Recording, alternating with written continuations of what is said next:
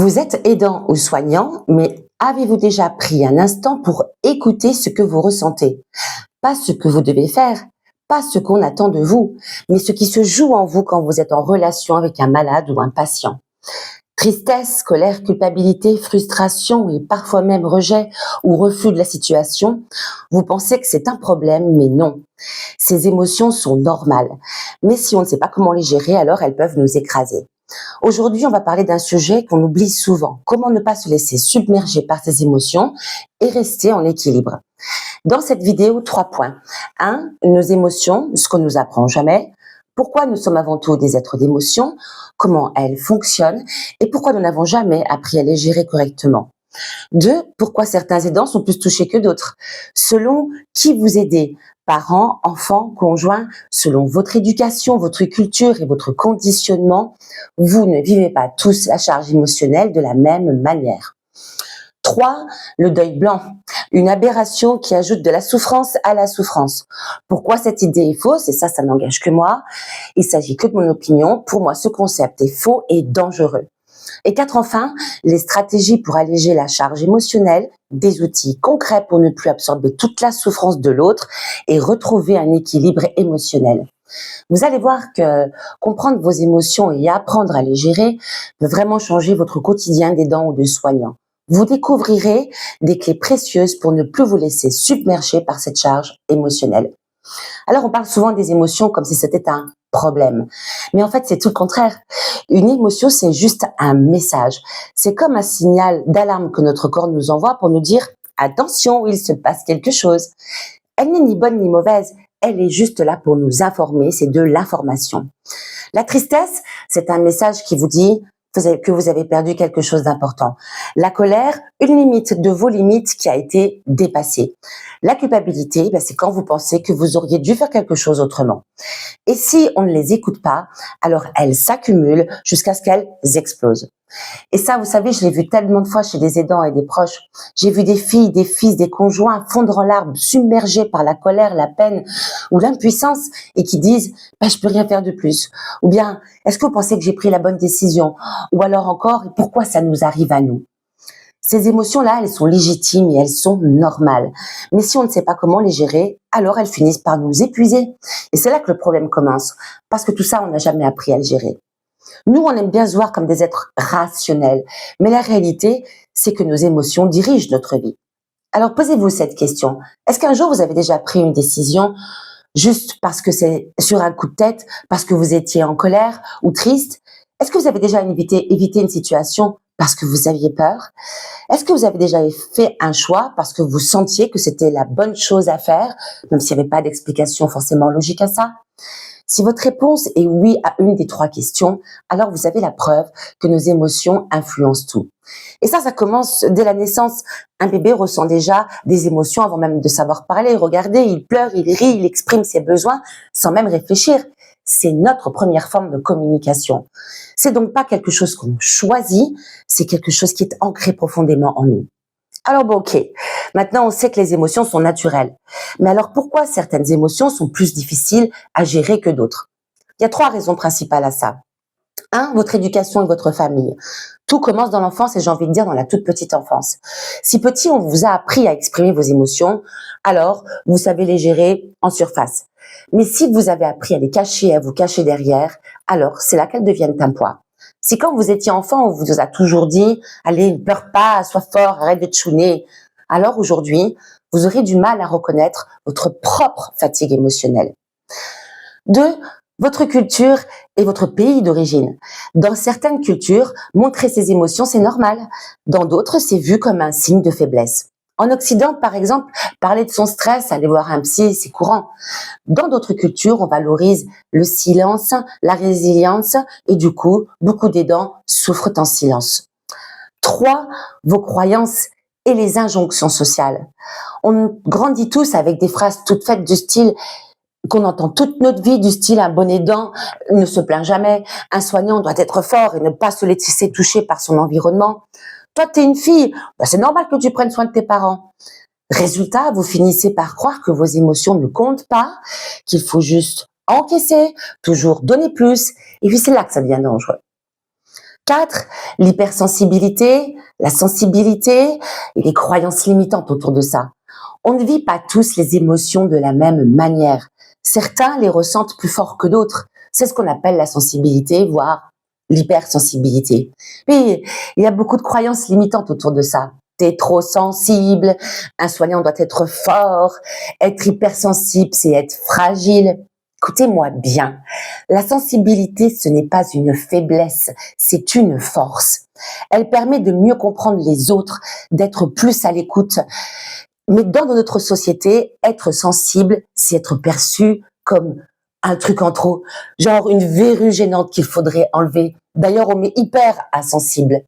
Alors que c'est tout le contraire. L'idée, c'est de ne pas batailler avec ce qui vit en nous. L'idée, c'est de, accueillir tout ce qui s'en vient et de, surtout apprendre à poser ses limites. Alors, moi, je vous demande dans mes vidéos de mettre un commentaire et je sais que c'est sûrement pas facile pour certains d'entre vous de vous livrer, de vous confier, parce qu'on n'est pas en train d'échanger des recettes de cuisine. Alors, je vais faire le premier pas pour vous et vous livrer un petit peu de mon intimité. Comme ça, vous pourrez faire, vous, le deuxième pas et me parler de vous en commentaire. Alors, ce que j'ai envie de vous dire, c'est que je suis depuis toute petite une sensible, et carrément une hypersensible, et que moi, dans mon enfance, j'ai eu des injonctions très dures, genre militaires. Dans ma petite enfance, j'ai eu une éducation à l'ancienne, très stricte, où il y avait peu de reconnaissance de mes émotions. Bah, évidemment, dans ma vie d'adulte, j'ai vécu avec une personne totalement vide d'émotions, incapable d'accueillir mes peines, mes rires, mes pleurs. Pour cette personne, pleurer, c'était considéré comme du cirque. Et cette même personne, pourtant, qui chialait devant une performance sportive, ou bien qui disait aux autres qu'il se voyait comme quelqu'un de très sensible. Vous voyez, on met pas tous les curseurs au même endroit. Alors, après cette histoire-là, j'ai appris à respecter ce que je ressentais, et point. J'ai réappris à pleurer, à libérer mes larmes, à respecter ce mouvement-là sans me juger, et puis de sortir de cette violence invisible. Alors que peut-être vous aussi, vous avez entendu, tu ressens trop, oh là là, tu prends les choses trop à cœur. Mais qui c'est qui a un problème là? Celui qui ressent trop ou celui qui ressent rien du tout? Et puis dans le monde des soignants, on voit parfois des professionnels qui deviennent froids, détachés, presque mécaniques. Pour la plupart, c'est pas qu'ils sont insensibles, c'est souvent un mécanisme de défense. Pour la plupart, à force de trop ressentir, ils ont préféré tout simplement rien sentir du tout, se couper de leurs émotions. Alors, comment est-ce qu'on gère cette charge émotionnelle et sans s'épuiser? Pourquoi vous ressentez certaines émotions plus que d'autres? Pourquoi certaines personnes arrivent à prendre du recul alors que pour vous, c'est juste un tsunami émotionnel? Parce que c'est pas juste une question de force ou de faiblesse. C'est une question de lien, d'histoire et d'énergie. Il y a 3 facteurs qui influencent votre charge émotionnelle. 1, le lien avec la personne que vous aidez. Aider votre père, votre mère, votre enfant, votre conjoint, c'est pas la même chose. Vous ne ressentez pas la souffrance de la même manière, enfin, selon qui est en face de vous. Parce que derrière votre rôle d'aidant, il y a une relation intrapersonnelle avec son lot d'émotions, d'amour, de blessures, parfois de tensions, souvent d'histoires qui sont non résolues. Aider un parent, vous inversez les rôles. Celui qui vous a protégé devient aujourd'hui vulnérable. Ça réveille souvent une culpabilité énorme et une sensation d'impuissance. Aider un enfant malade, l'angoisse, il est permanent là pour le parent. Et là, souvent la question du parent, c'est après moi, mais qu'est-ce que va devenir mon enfant? Et puis, aider un conjoint, vous perdez une part de votre équilibre. La part d'équilibre du couple, elle s'envole. Parfois même la complicité, et souvent vous vous sentez bien seul. Alors, ce n'est pas juste prendre soin d'eux, c'est gérer une relation, une histoire, des émotions enfouies qui remontent à la surface. 2, l'impact des attentes sociales et familiales. Selon votre culture, votre éducation, votre genre, votre rôle d'aidant est perçu différemment. Si vous êtes une femme, c'est normal que vous preniez soin de votre famille. On va rarement vous dire merci parce que c'est votre rôle. Si vous êtes un homme, on attend de vous que vous soyez fort, que vous ne craquez pas. Et si jamais vous ressentez un petit peu trop les choses, on peut même vous juger ou vous critiquer pour ça. Puis, si vous êtes le bon élève de la famille, vous avez toujours tout assumé, alors ce sera logique que vous soyez celui qui prend les choses en main, même si cela vous détruit de l'intérieur. Ça, tout le monde s'en fiche. Vous ne portez pas juste une charge émotionnelle, vous portez des injonctions invisibles, des attentes non dites qui vous poussent à en faire toujours plus. 3, la résonance émotionnelle et l'échange d'énergie. Parce qu'il y a quelque chose d'invisible dans tout ça, mais que l'on ressent profondément. Quand vous êtes auprès d'une personne malade ou en souffrance, c'est pas seulement ce que vous voyez qui vous touche, c'est aussi ce que vous percevez, ce que vous ressentez dans l'atmosphère, dans le regard de la personne, dans son énergie. Parce que être aidant ou soignant, c'est pas juste donner du temps ou des gestes, c'est aussi un échange d'énergie. Par exemple, quand vous entrez dans une pièce où il y a quelqu'un qui souffre, vous le ressentez même avant que la personne elle parle, son énergie, son état d'âme. C'est comme si vous absorbiez un petit peu de son poids. Et quand vous aidez quelqu'un jour après jour, vous prenez une part de sa douleur, et c'est souvent sans que vous en rendiez compte, ça joue au niveau inconscient. Est-ce que ça vous est déjà arrivé de vous sentir vite, fatigué, sans aucune raison apparente après une journée où vous avez accompagné quelqu'un? Vous voyez, c'est pas juste une question de fatigue physique, c'est un trop-plein d'émotions, un trop-plein énergétique. Aider, c'est donner. Mais quand vous donnez trop sans vous protéger, vous finissez par vous perdre, par vous dérouter de vous-même. Donc, vous voyez, vous ne vivez pas tous la charge émotionnelle de la même manière parce que vos histoires, vos rôles et vos liens sont différents. Et parfois, on vous dit même que vous devez faire votre deuil avant que la personne soit partie. C'est ce qu'on appelle le deuil blanc. Mais est-ce que c'est une bonne manière de voir les choses? Alors, qu'est-ce que c'est que le deuil blanc? On entend souvent cette phrase, il faut que tu fasses ton deuil. Mais est-ce que quelqu'un peut m'expliquer c'est quoi ce concept de faire le deuil de quelqu'un qui est encore là? Mais qui est-ce qui vous impose ça? Alors, la définition du deuil blanc, elle est simple et directe. Le deuil blanc, c'est l'idée selon laquelle, lorsque quelqu'un perd son autonomie, ses souvenirs, sa personnalité à cause d'une maladie ou d'un handicap, alors on devrait commencer à faire son deuil, comme si cette personne n'existait plus vraiment, comme si elle était déjà partie. On le dit souvent dans les cas de maladies neurodégénératives, type Alzheimer. Ta mère n'est plus vraiment là, faut que tu acceptes et que tu fasses ton deuil. Ou bien alors on entend, c'est plus la même personne que tu as connue, va falloir que tu apprennes à lâcher prise. Mais est-ce que c'est ça, le lâcher prise? Alors pourquoi je vous dis que selon moi, c'est une aberration? Parce que cette façon de voir les choses est une source de souffrance énorme pour les aidants. Parce qu'au lieu de l'aider, cette idée vous pousse à un détachement forcé, vous impose à une coupure émotionnelle douloureuse. Mais qui vous impose cette violence? Avant qu'on parle du deuil blanc, si cette vidéo résonne en vous, je vous invite à m'encourager en mettant un j'aime ou alors en vous abonnant. J'en ai besoin parce que je démarre juste cette chaîne YouTube, puis j'ai besoin de votre soutien pour continuer. Merci à l'avance. Alors, 3 raisons pour lesquelles le deuil blanc est une erreur selon moi. Déjà, premièrement, parce que la personne, elle est encore là, autrement, mais là. Oui, la relation, elle change. Oui, la personne, elle est plus comme avant, mais elle est toujours là, différemment, mais elle continue d'exister, d'éprouver des émotions, d'avoir une présence, même si elle communique plus de la même manière. Alors, je vais vous partager une expérience parmi tant d'autres. On va appeler Lucette. C'est une personne atteinte d'Alzheimer dont je m'occupais à H24 et elle pouvait avoir des moments très agressifs. Puis les douches avec elle, franchement, c'était une bataille. Quelquefois, il fallait qu'on se mette à 3 pour tenter de lui faire prendre une douche. C'était une panique totale, des gestes de refus et puis des gros gestes de violence. Lucette, en fait, il y avait que sa fille qui pouvait la calmer. Alors des fois, sa fille restait derrière la porte de la salle de bain et quand ça explosait, elle rentrait. Et là, sa mère se calmait instantanément alors que nous, ça faisait genre 20 minutes qu'on était en train de batailler avec elle. Les personnes atteintes d'Alzheimer ne savent peut-être plus votre nom, mais elles sentent. Et vous voyez que quelquefois, soudainement, au milieu d'une crise, il y a une personne qui arrive et elle se calme, le regard s'apaise, la respiration ralentit. Elles se souviennent peut-être pas avec leur tête, mais elles se souviennent avec le cœur. Alors, pour certains d'entre vous qui est dans le monde d'Alzheimer comme moi, on a tous vécu des moments insolites là, où la personne qui est censée ne plus reconnaître personne a tout à coup un geste de tendresse avec la tante Germaine qui arrive. En revanche, quand l'oncle Bernard entre dans la pièce, le corps se raidrit et puis là, c'est la crise qui s'en vient. Donc tout ça, c'est la preuve que l'amour, la connexion, la présence, ça dépasse les mots, ça dépasse la mémoire. Alors au lieu qu'on vous parle de deuil blanc là, si on commençait à vous apprendre à regarder avec votre cœur, au lieu d'essayer de vous faire accrocher à ce qui était avant, de faire son deuil blanc d'une personne vivante, c'est une double peine là. Parce que déjà, être aidant, c'est une charge émotionnelle qui est immense, mais se convaincre que la personne n'existe plus vraiment, vous portez deux souffrances en même temps. Un, celle d'accompagner la personne au quotidien, et de deux, celle de faire un deuil anticipé alors que la personne, elle est encore là. Hein.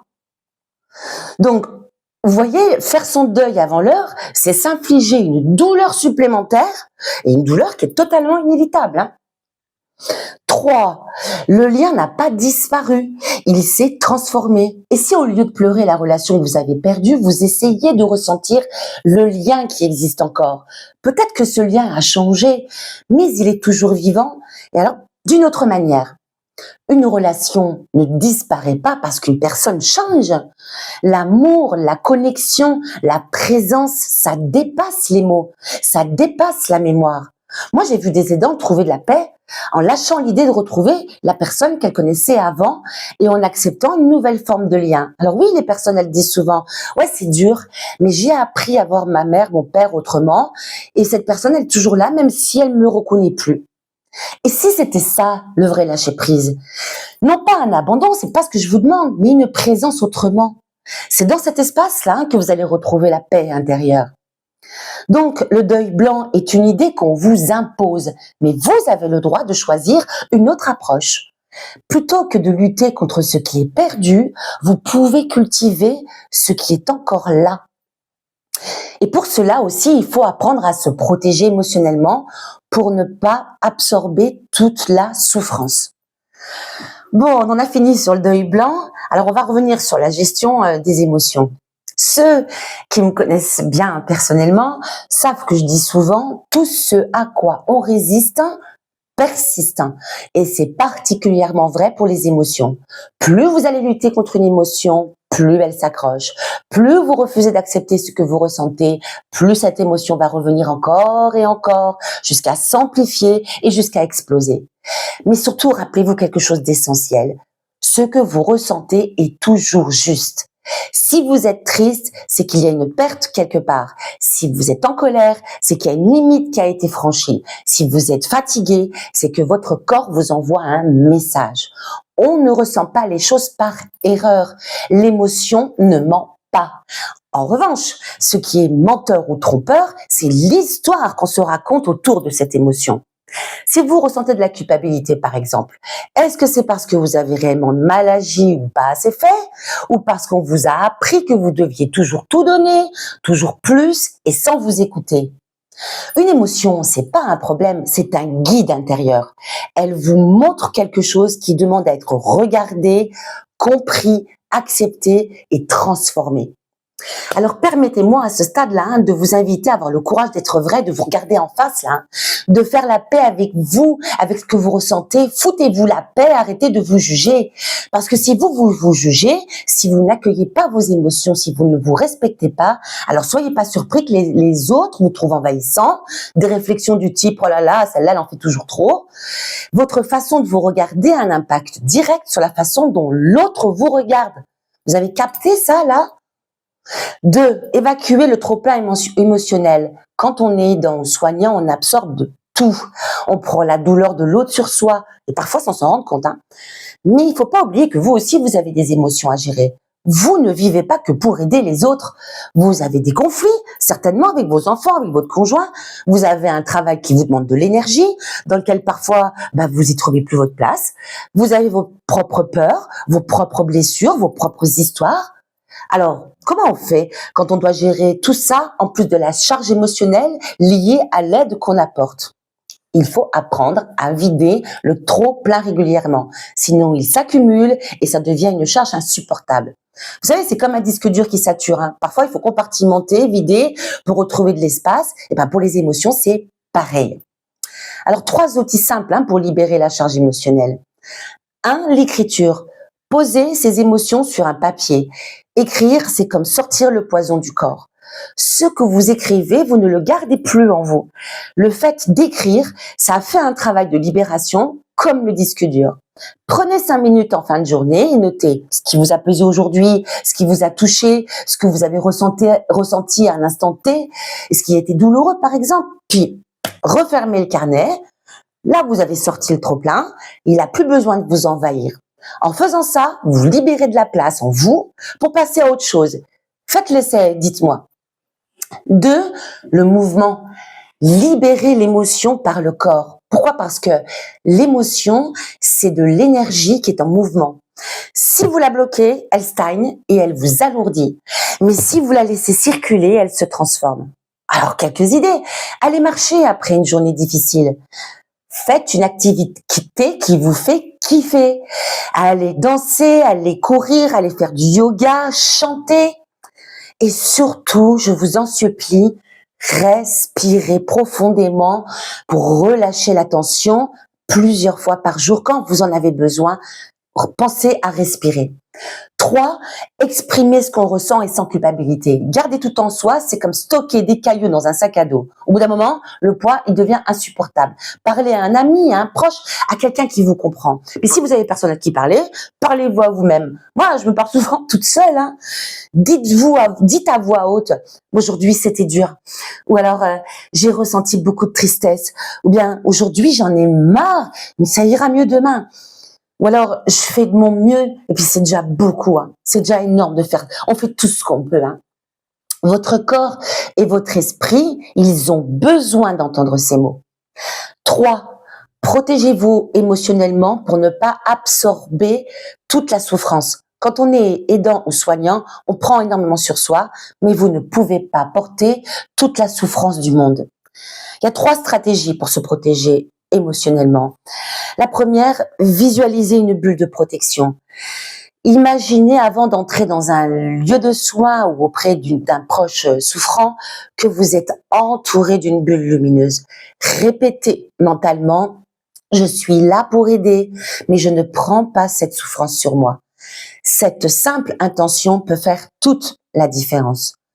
2, séparez ce qui vous appartient de ce qui ne vous appartient pas, ce qui appartient à l'autre. Vous n'êtes pas responsable de tout. Quand une personne souffre, ce n'est pas à vous de porter cette douleur. Vous êtes là pour accompagner, pas pour absorber. Ne soyez pas des éponges. Imaginez si un médecin prenait pour lui chaque souffrance de chaque patient, au bout de 3 mois, il est foutu, hein. Parce que aider, ce n'est pas se noyer avec l'autre, c'est lui tendre une main stable pour qu'il puisse remonter. Prenez par exemple l'image d'un tuteur, hein, d'une plante. Hein, le tuteur il est là pour aider à ne pas plier.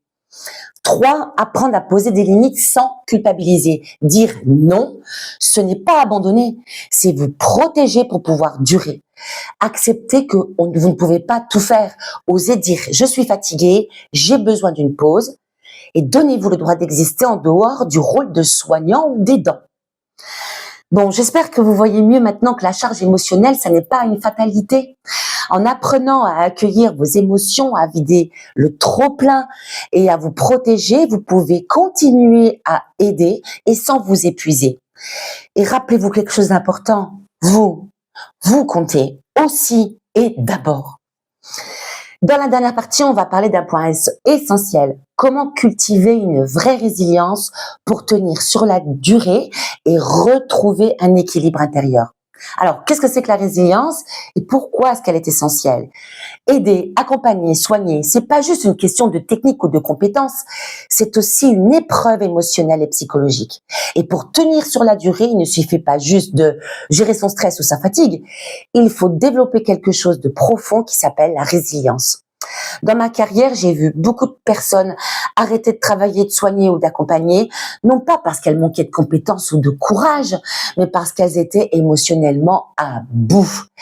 Elles avaient trop pris sur elles, trop porté, trop encaissé, sans jamais apprendre à se protéger.